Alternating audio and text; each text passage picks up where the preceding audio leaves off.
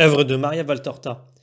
Tome 6, chapitre 384, intitulé Le vieil Ananias devient le gardien de la petite maison de Salomon, le 15 février 1948. La petite maison de Salomon que, sans en connaître le propriétaire, j'ai vue en mars 1944, dans la vision de la résurrection de Lazare, est l'une des dernières de ce hameau pauvre et perdu. Elle se trouve dans l'unique rue qui débouche sur le fleuve. C'est un modeste village de pêcheurs, dont les maisonnettes les plus riches sont situées le long de la ruelle poussiéreuse et les autres éparpillées au hasard parmi les arbres de la rive. Et elles ne sont guère nombreuses. Je crois qu'il y en a moins de 50. Et elles sont si petites qu'à elles toutes, elles tiendraient dans l'un de ces immeubles populaires des grandes villes actuelles. En ce moment, le printemps les fait paraître moins misérables car il les décore de sa fraîcheur. Des guirlandes de liserons et des festons de vignes.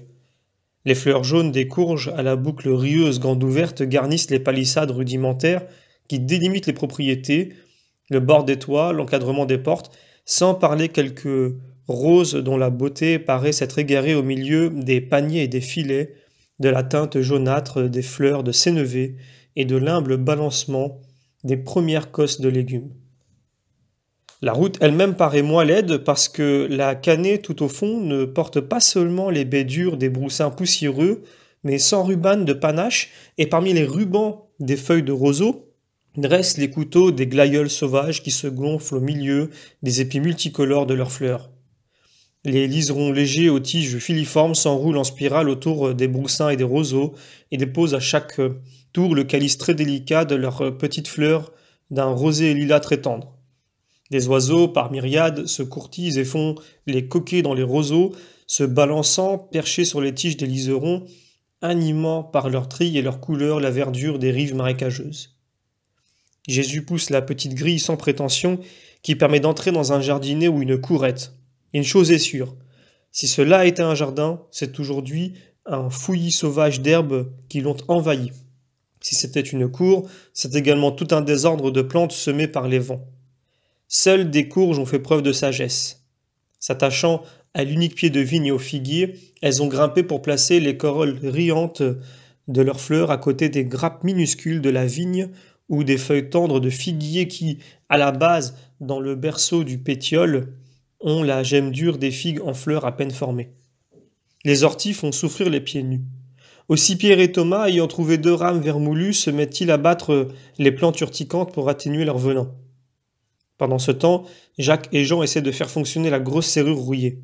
Quand ils y parviennent, ils ouvrent la porte rustique et pénètrent dans une cuisine qui exhale une forte odeur de moisi et de renfermé. Les murs sont couverts de poussière et de toiles d'araignée. Une table rudimentaire, des bancs et des sièges, une console la meuble. Et 2 portes s'ouvrent dans un mur. Pierre explore. Il y a ici une petite pièce avec un seul lit. C'est bien pour Jésus. Et ici, ah, j'ai compris, c'est la réserve, l'arsenal, le grenier et le nid à rats. Regarde ces courses de rats. Ils ont tout rangé pendant ces mois. Mais moi, je vais m'occuper de vous maintenant, n'en doutez pas. Maître, on peut agir en propriétaire ici? C'est ce qu'a dit Salomon. Très bien.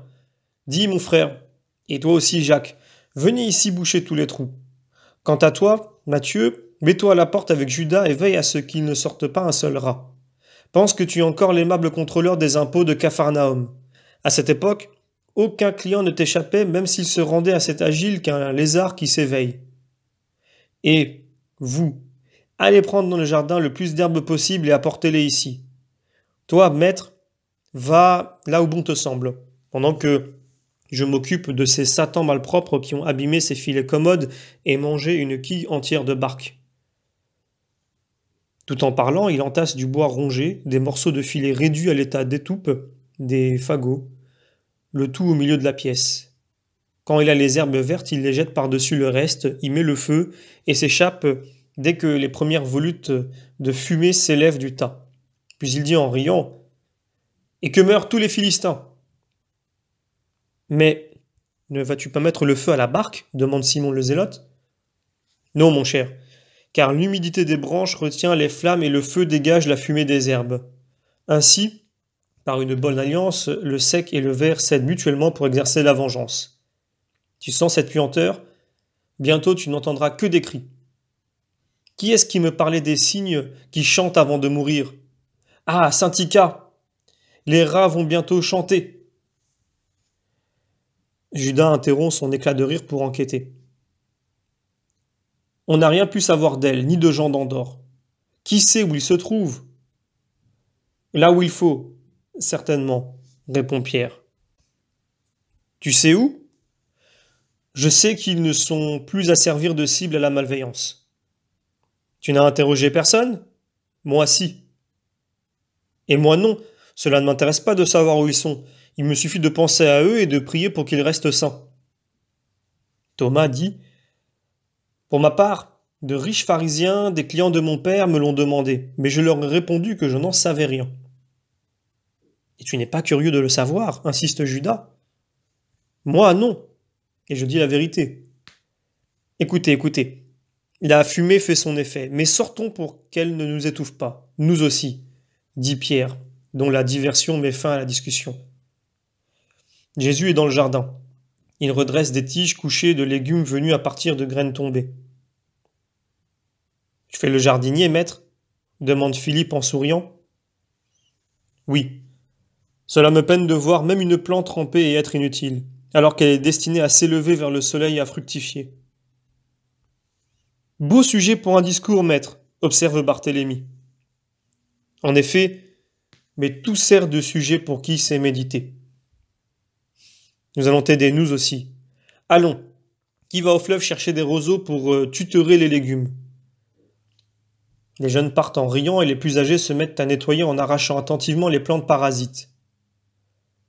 Ah, on voit ainsi que c'est un potager. Il n'y a pas de salade, mais des poireaux, de l'ail, des fines herbes, des légumes et des courges. Que des courges! Il faut tailler la vigne, dégager le figuier et... Mais Simon, nous ne restons pas ici, dit Matthieu. Mais nous y viendrons plusieurs fois. Jésus l'a dit, et cela ne nous gênera pas de trouver un peu d'ordre tout autour. Regarde, regarde, il y a même un jasmin, le pauvre sous cette cascade de courges. Si Porphyrée voyait cette plante si maltraitée, elle pleurerait sur elle et elle lui parlerait comme à un enfant. Oui, car avant d'avoir Marziam, elle parlait à ses fleurs comme à des enfants. Voilà. Ici aussi j'ai fait de la place. J'ai enlevé les courges parce que... Ah, voici les garçons avec les roseaux et accompagnés d'un maître. C'est ton affaire. Il est aveugle. Entrent en effet Jacques et Jean, André et Thomas, chargés des roseaux. Thomas porte comme un fardeau un pauvre petit vieux tout dépenaillé, aux yeux blanchis par la cataracte. Maître, il cherchait de la chicorée sur les berges et pour un peu il tombait à l'eau.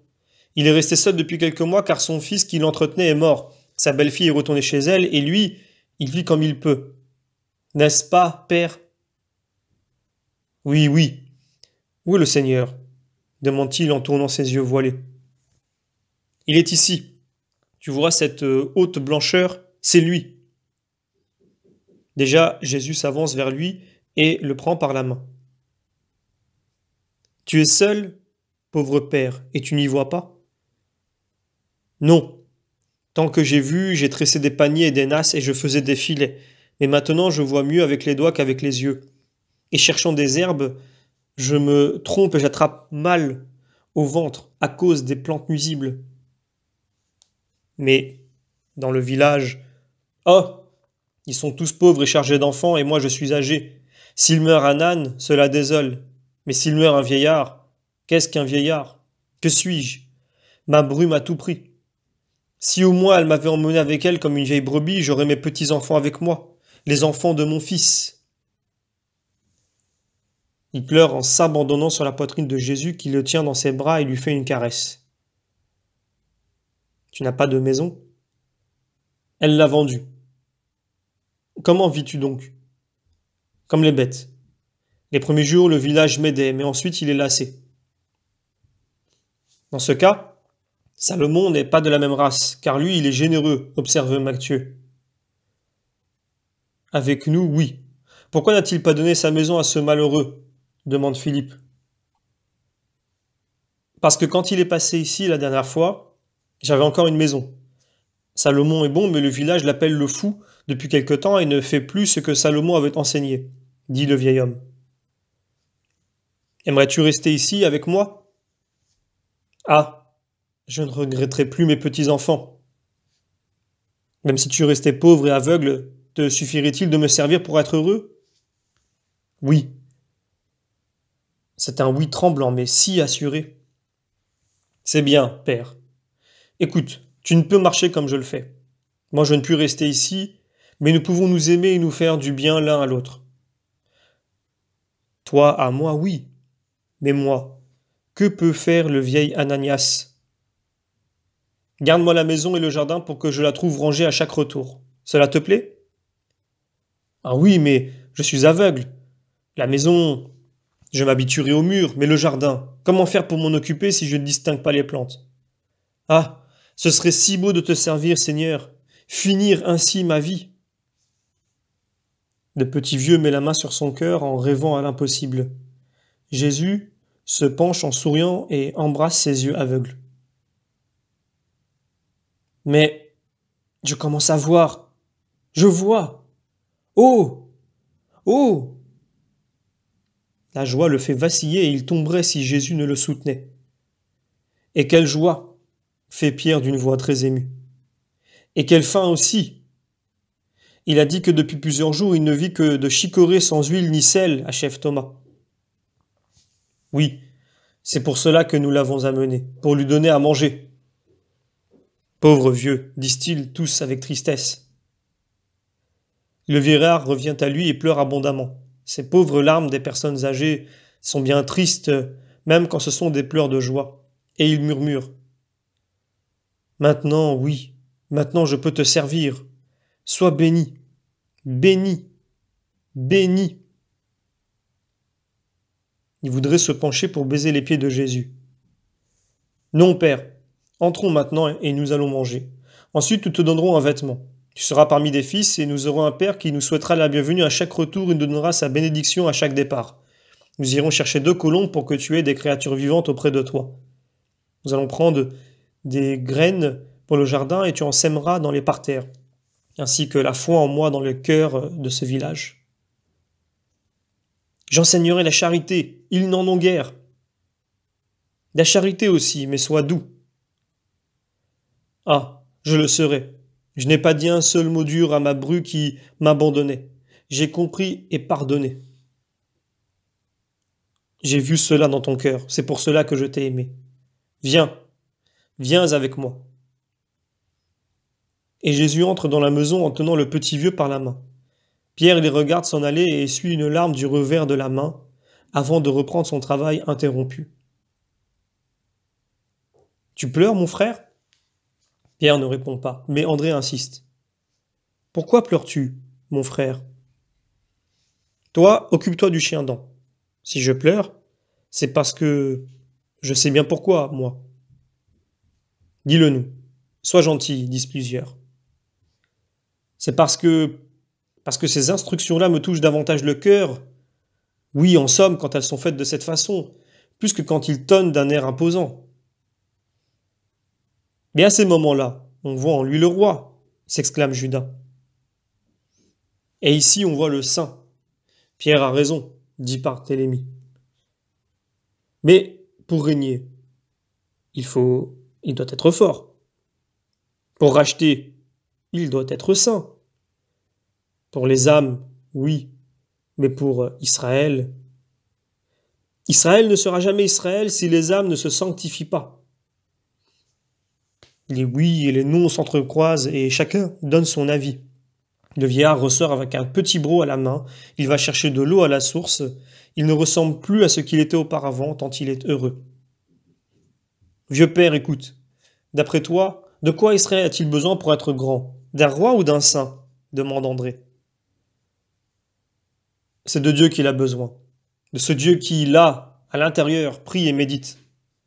Ah, mes fils, soyez bons, vous qui le suivez. Soyez bons, bons. Ah, quel don le Seigneur vous a fait, quel don, quel don. Et il s'en va en levant les bras vers le ciel en murmurant, quel don. Quel don! Fin du chapitre.